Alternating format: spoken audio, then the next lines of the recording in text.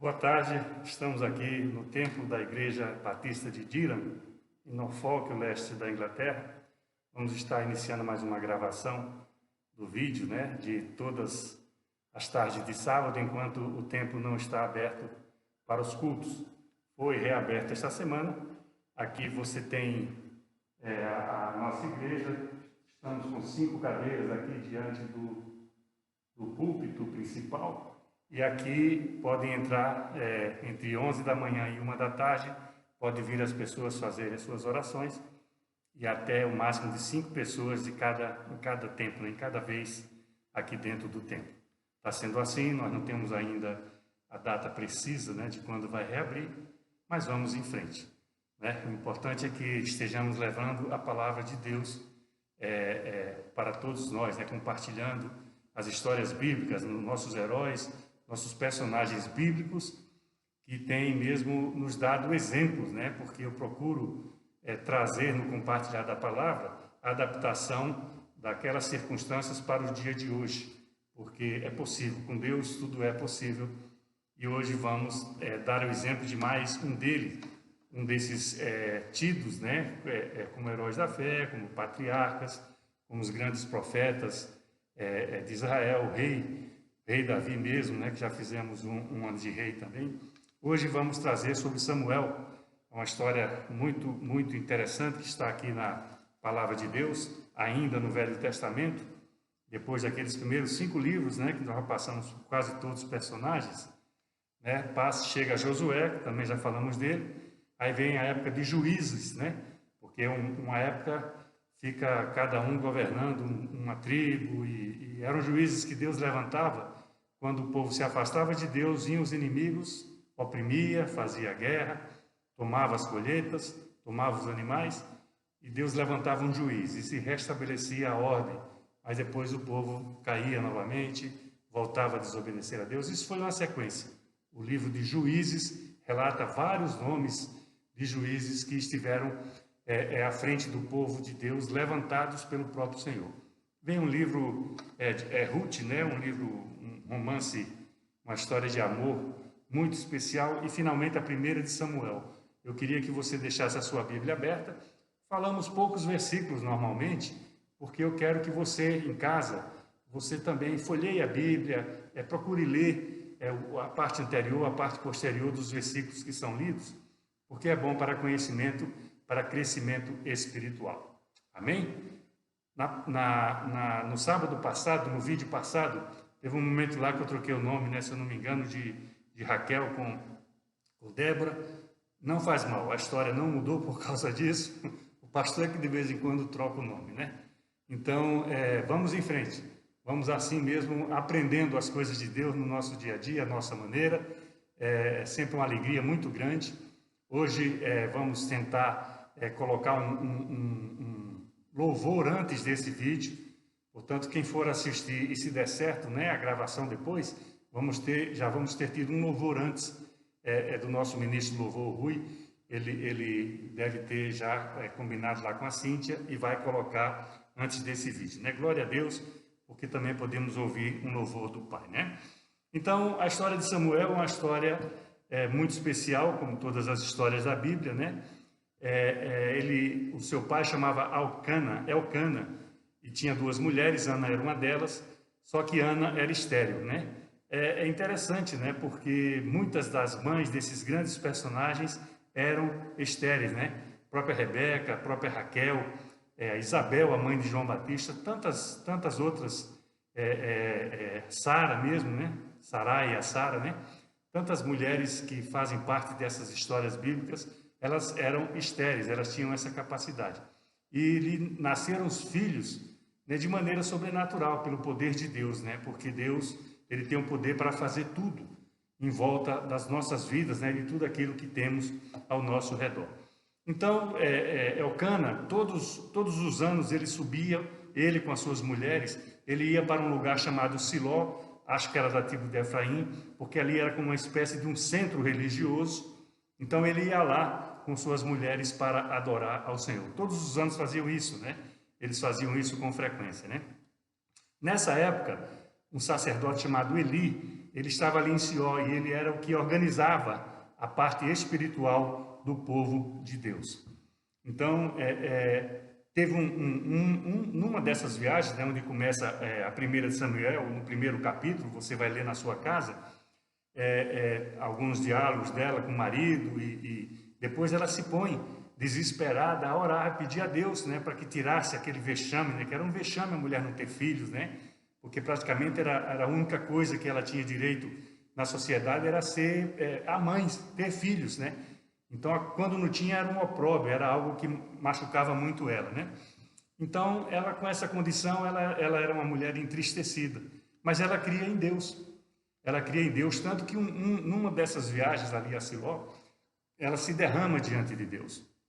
Ela começa a orar e ela ora no Espírito, porque a boca dela, a Bíblia diz que dava para ver que estava falando alguma coisa, mas não se ouvia.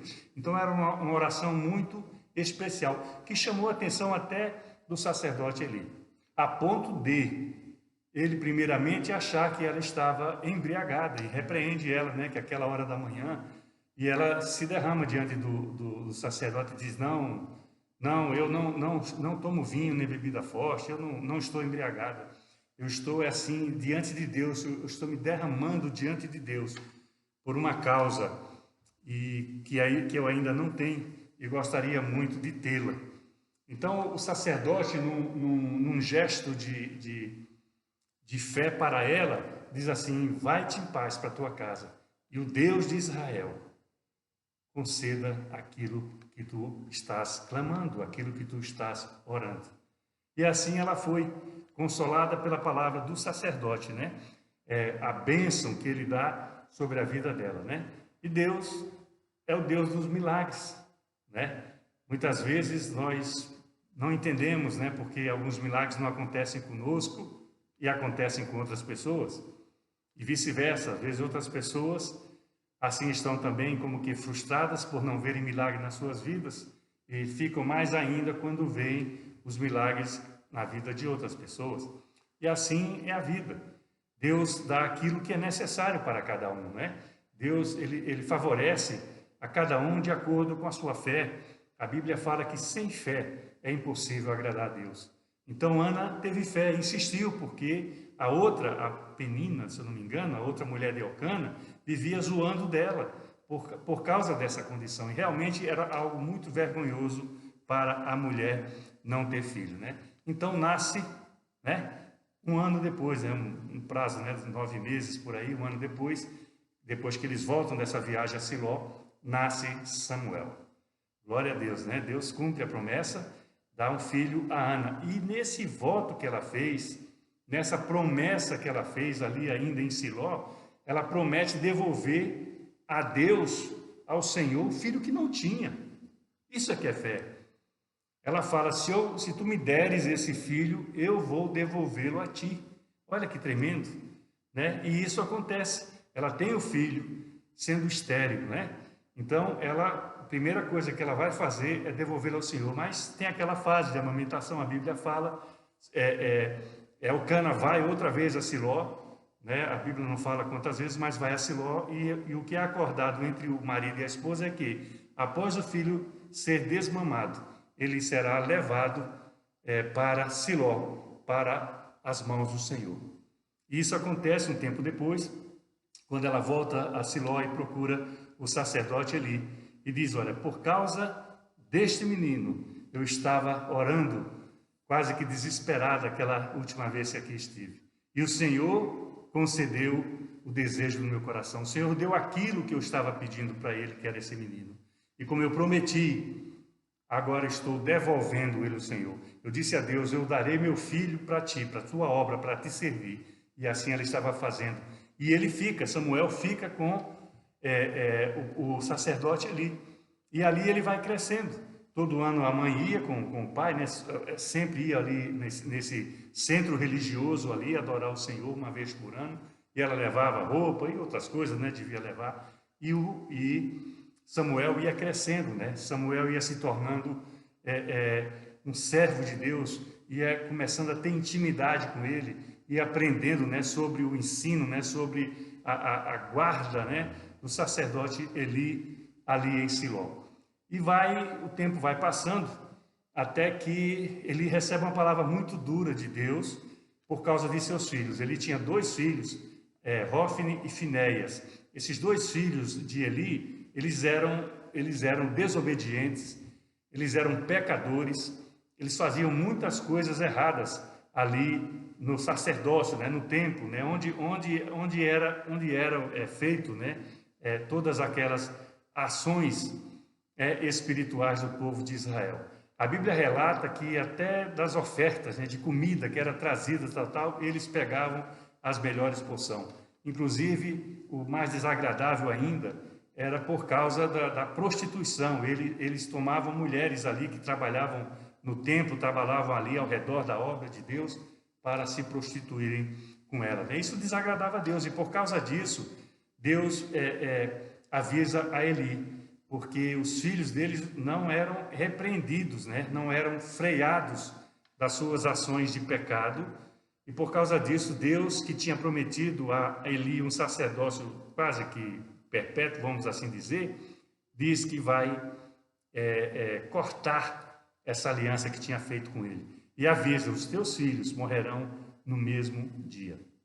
Isso vem acontecer, porque quando Deus determina alguma coisa, ela acontece, né?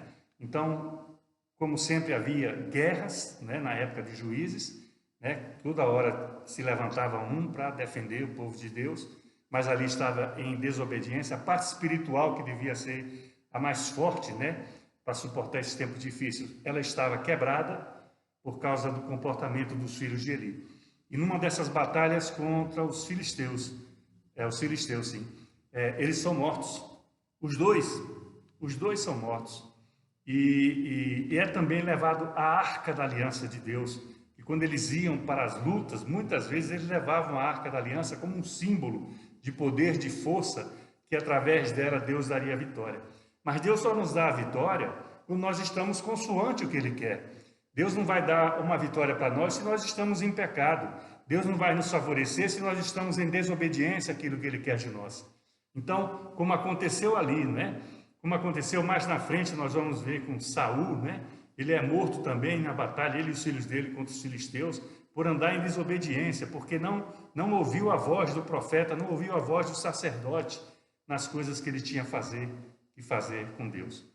Então Deus permite, né, que os filhos de Eli sejam mortos nessa batalha, né? E o pior de tudo para o povo, né? Somente ali em Siló, onde era aquele centro religioso onde congregavam as tribos de Israel, o pior de tudo é que é levada a Arca da Aliança de Deus. E vão dar essa notícia a Eli, né? Eli já era um homem velho, ele já estava com quase 100 anos, se eu não me engano, ele já estava até talvez um pouco cego também, a cegueira ia chegando, né? E ele era um homem gordo, um homem pesado, e ele estava numa cadeira, o espírito dele já estava atormentado, né? Porque ele já previa que algo ia acontecer nessa batalha, porque o próprio Deus falou para ele que os filhos morreriam, e chega a notícia, né? Naquele tempo era assim, corriam alguém lá do local onde estava se efetuando a guerra, a batalha, e trazia notícia, e fala para ele que os 2 filhos dele haviam morrido. E no arremate da notícia, né, o que mais chocou o coração do sacerdote, e disse, foi tomada a Arca do Senhor. A Bíblia diz que ele cai de costas, né? Ele da cadeira onde ele estava, porque ele era gordo, pesado, ele cai de costas, né? Com peso e quebra o pescoço e morre. Então, o que Deus prometeu foi cumprido, né? E a linhagem daquele sacerdote, né? Ela fica para trás. Samuel começa a substituir, né, tudo aquilo que ele fazia. Samuel começa a ser a referência, porque estava sendo preparado por Deus. Ainda com Eli vivo, Deus se apresenta a Samuel, e não mais a Eli, e diz para Samuel, ainda jovem, que não tinha experiência. É uma história engraçada, porque 3 vezes Deus chama Samuel durante a noite, ele se levanta e vai onde está o sacerdote Eli. E ele fala, não fui eu. Só na 3ª vez ele desconfia, deve ser Deus chamando Samuel, e avisa para ele, olha, se te chamar de novo, fala, aqui estou, meu senhor, fala que teu servo ouve. e assim acontece. Deus fala com Samuel, ele é revestido de um poder que ele não tinha. É interessante, né? Porque muitas vezes nas escolhas humanas, né, tem uma frase muito engraçada, né? Deus não escolhe os capacitados, ele capacita os escolhidos. Então Samuel é escolhido por Deus e vai ser capacitado por Deus para levar o povo. Samuel vem a ser, na história bíblica, na história do povo de Deus, ele vem a ser o último dos juízes, né? Ele vem a ser o último dos juízes de Israel, né? Então ele completa aquela carreira, se torna mesmo, né, uma referência e pronto, e a vida segue, né? O povo segue, são anos e anos, né? Nós não temos o tempo exato da palavra de Deus, sempre são tempos que podem ser um pouco mais, um pouco menos, mas segue até o momento, né, que o povo de Deus, né, o povo eleito por Deus, né, pede um rei. Nunca tinha existido isso, né? Nunca tinha existido nada disso desde que eles saíram do Egito, desde que eles saíram do cativeiro, aquele tempo todo com Moisés, aqueles 40 anos pelo deserto. Depois Josué introduz na terra prometida, começa a tomar todas aquelas cidades, todos aqueles reinos, né, a partir de Jericó, depois todos os outros reinos em redor e foram avançando pela terra.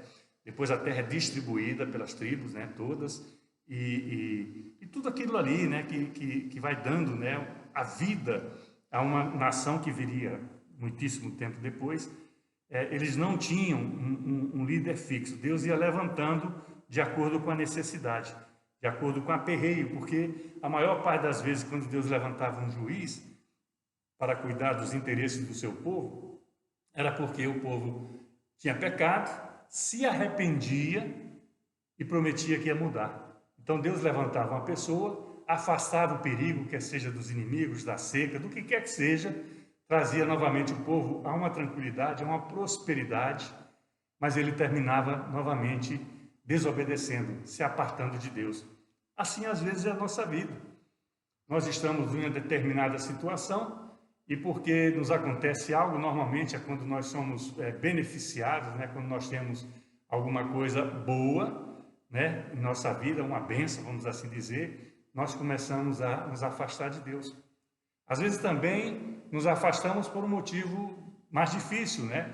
Principalmente quando nós perdemos um ente querido, próximo, aquilo ali traz uma dor muito grande na nossa alma, nosso coração sangra muito, porque essa separação, né, ela é muito dolorida, e também isso às vezes nos faz afastar de Deus. Qualquer que seja a circunstância, qualquer que seja a situação, é impossível ficar melhor se afastando de Deus.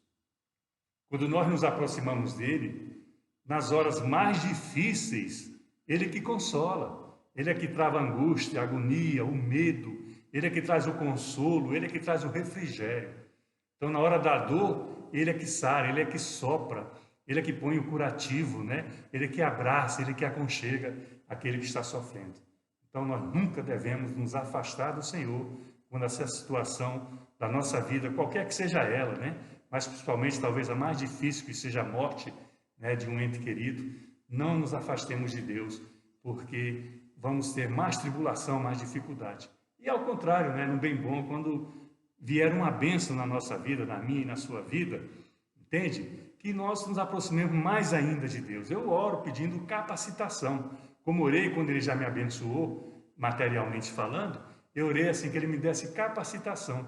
E eu oro hoje para que eu seja um bom gestor, um bom mordomo daquilo que vai ser colocado na minha mão. Porque eu tenho a consciência que se aquilo vier para mim, Deus permitiu. Só que mesmo Deus permitindo, Ele sabe do que eu posso, até onde eu posso ir, eu peço a Ele todos os dias que Ele me capacite, né? No caso da bênção material, que Ele me faça um bom gestor, né? Um bom mordomo daquilo.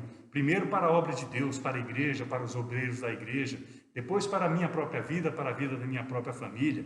E eu ainda falo do Senhor de sonhos que eu tenho. Sim, esse pastor é velho, mas ainda tem sonhos, né? Entende? Então eu acho que enquanto eu estiver vivo, enquanto Deus permitir que eu esteja vivo, eu vou continuar sonhando. E se Deus permitir que algum desses sonhos, né, eles venham, né, a se concretizar, eu peço a capacitação dele. Eu peço que ele seja o meu manager, né, o meu gerente, o meu chefe, o meu ensinador, né? Aquele que vai dizer a melhor maneira de eu fazer as coisas fluírem. Então, esse era o Deus que trabalhava com o povo naquela época dos juízes, né? E quando o povo estava bem, ele fazia o bem, trazia o bem e tal, mas logo, logo o povo relaxava, porque não tinha perigo, não tinha inimigo, a colheita existia, os animais davam cria, não tinham dificuldade e se afastavam de Deus, o contrário do que deviam fazer. E Deus suscitava inimigos, havia inimigos de todo que é lado, de qualquer natureza, era para oprimir o povo, roubar, né, as colheitas, né, roubar os animais, e eles se arrependiam, choravam, né, porque é difícil, né, uma situação dessa acontecer. Isso era períodos entre 20 e 40 anos, a Bíblia fala muito 40 anos, né, que é um número que o povo de Deus também gosta muito, né, de falar, que significa uma geração para a gente compreender melhor, né. Então Samuel, ele está sendo, né, depois de Eli, ele está conduzindo o povo na parte espiritual, como um sacerdote, né, como o juiz, o último juiz do povo de Deus, né. E o povo pede um rei. Por que vocês querem um rei, né, Samuel? Pergunta, e os líderes, né, falam assim, não, porque todas as nações em nossa volta têm um rei. Então nós queremos ter um rei. Esse é um grande desafio na nossa vida, no nosso dia, né? Não é porque nós vemos que algumas pessoas que estão na nossa volta têm isto ou aquilo que nós não temos e que talvez nós nos agradaríamos de ter, não é por causa disso que nós temos que mudar. Nós temos que ser o mesmo, nós temos que ter a referência de Deus. O nosso caráter deve estar impresso com as digitais do Senhor. Ele nos escolheu, né, como eu falei agora há pouco, né, ele capacita os que são escolhidos. Então nós não necessitamos, se o que nós temos é o suficiente, Deus não nos vai dar mais nada. Às vezes pode abençoar, eu falo isso muito, muitas pessoas têm dúvida nessa área daí, mas sempre focado para a área material, que é importante, claro que é importante. Eu falei na semana passada que Jacó, quando estava saindo, corrido, né, com medo do irmão, estava indo lá para Padã Arã, para a terra lá de Labão, entende? Ele faz um voto, ele faz uma promessa com Deus. Se você me der isso, se você fizer que eu dê certo, tudo, você vai ser meu Deus. Ele fala primeiro, você vai ser meu Deus, e de tudo que eu ganhar, eu vou te dar o dízimo, né? Então, nós temos que ter a convicção, né, que se nós temos o que temos, Deus está no controle, Deus está gerenciando, né? Deus está preparando. Se Ele quiser nos dar mais, Ele vai nos dar. Mas nós temos que lembrar de sermos obedientes, né? De sermos coerentes. Eu falo muito isso, né?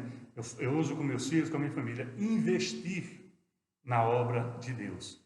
Porque isso nós só vamos poder fazer enquanto nós estivermos aqui. E não importa quanto você vai investir na obra de Deus, como você vai investir na obra de Deus, né? Então tem pessoas que ganham muito, o dízimo é alto, as ofertas são abundantes, né? Tem pessoas que não ganham tanto e dá o proporcional àquilo que ganha, entende? Então Deus não olha para o volume do que você dá, a quantidade, o valor, se for a parte financeira, ou o teu tempo para a obra de Deus, porque isso também é importante na caminhada com Deus. E quanto tempo do meu dia eu dou ao Senhor? Eu falo muito com o pessoal quando nós temos a célula aqui, os estudos bíblicos, que nós devemos dizimar ao Senhor do próprio tempo. Ou seja, nós temos 24 horas por dia, né? Claro que nós dormimos pelo menos 8 horas, né? Então já seriam 16 horas por dia.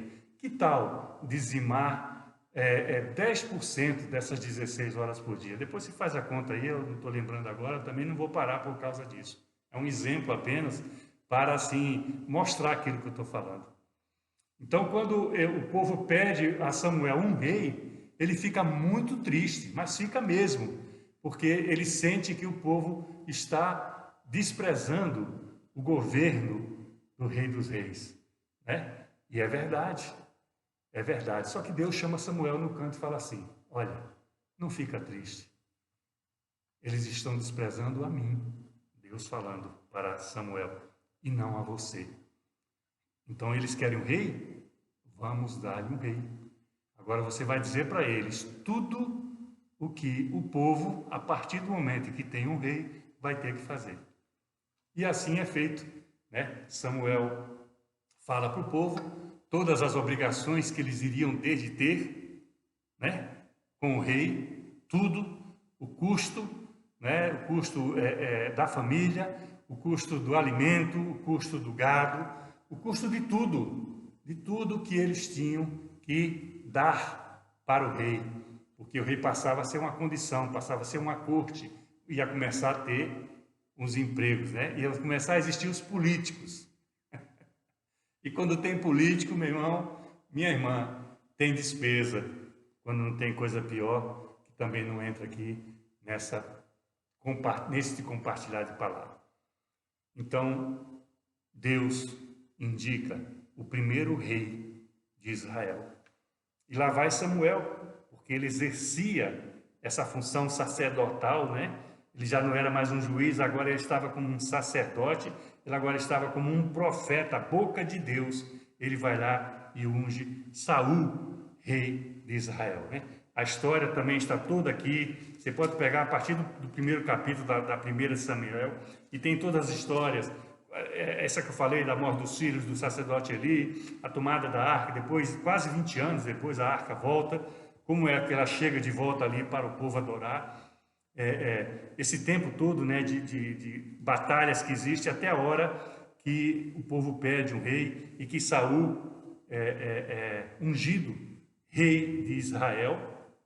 Começam as batalhas, começa a se organizar um estado, né, uma monarquia, né, mas só que Saul, nessa caminhada, ele tropeça, ele erra bastante em relação ao que Samuel determinava, né, de Deus para a vida dele e do reino que ele estava à frente, né? E Deus se desagrada, e quando Deus se desagrada, ele troca, né? E ele fala para Samuel: olha, Saul não dá mais, vamos levantar outro rei, você vai na casa de Jessé. E ele vai com medo, né? Porque o rei tinha autoridade total sobre tudo e sobre todos. Ele vai com medo, mas vai ungir ali a Davi, né? Então, o próprio Davi depois vem fazer parte da corte de Saul, né? Primeiro como o tangedor, né? O que tocava a música quando o rei tinha problemas, alucinações, ficava assim meio perdido. Isso era muito comum, vinha o tangedor, tocava a harpa, e aquilo ali acalmava, né, o rei. Depois como chefe da guarda dele, depois como um combatente, né? Isso aí só vinha trazendo ciúmes. A falta de equilíbrio de Saul só vinha trazendo ciúmes, né? E ele tenta matar a Davi, né? Ele tenta matar Davi, e Davi tinha um aliado muito grande, que era Jonatas, filho do rei Saul. E se descobre no final das contas, né, que o rei, por mais de uma oportunidade, tenta matá-lo, e ele termina se apartando. Mas já tinha sido ungido, né, já tinha sido ungido por Samuel diante de Jessé e dos outros que estavam ali no dia dessa unção. E ele ia ser o rei de Israel, como veio a ser, né? Nesse tempo ele foge de Saul, tem que fugir, se une até aos filisteus, mas cumpre missões, né, pró-Israel, sem os filisteus saberem, até que tem a oportunidade, inclusive 2 vezes, né, de matar o rei Saul, e não faz. Não faz, primeiro, porque temia a Deus. Esse é o grande vertente, né, dos homens de Deus, né? Ele não toma certas decisões, não porque isso vai fazer algo para mim ou para outra parte, não. É porque ele temia a Deus. E ele fala isso para Saul, né, em 2 vezes, né? E Saul reconhece realmente que ele viria a ser o rei de Israel, né? Porque ele teve toda a oportunidade, né? Qual o inimigo que não mata, né? Qual a pessoa que não mata seu inimigo quando tem a oportunidade, né? E Davi não faz isso. Até homens que estavam com ele queriam matar Saul, mas Davi fala que não, que ele era o ungido do Senhor. E ele foi ungido para ser rei de Israel. Então, muitas vezes nós temos problema, meu irmão, minha irmã, com irmãos em Cristo, com autoridades espirituais, são ungidos do Senhor. Nós temos que ter muito cuidado com o que falamos contra ele, como falamos, porque são ungidos de Deus. E Deus está com sua mão, né, sobre os seus eleitos, né? como o pastor da igreja está com sua mão sob a autoridade espiritual do seu rebanho, né? Como eu tenho sob a mão do pastor Nigel, que é o pastor inglês aqui desta igreja, o pastor principal, eu me submeto à autoridade dele como ungido do Senhor para cuidar dessa igreja daqui. Então, Davi não mata, é um exemplo que ele está dando, né? E Saul vem a morrer com seus próprios filhos, né? Vem a morrer com seus próprios filhos também numa batalha contra os filisteus. E assim Samuel, ele tem esse período todo, né? Ele nasce de um milagre, né? Porque a mãe era estéril. Ele é devolvido, né? Assim como veio por um milagre do Senhor, ele é devolvido para a obra do Senhor.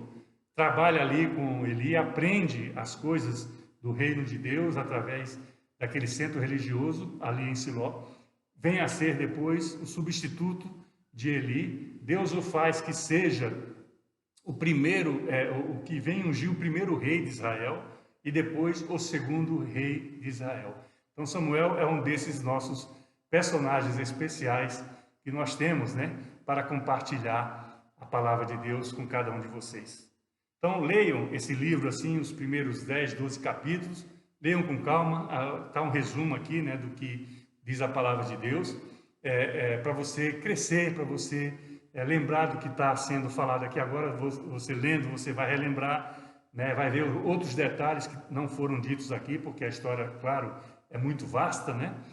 Mas faz bem, ela entra no coração e ali permanece. Isso é que nós devemos fazer na nossa caminhada. Tudo aquilo que vier de Deus, né? O louvor de antes, né?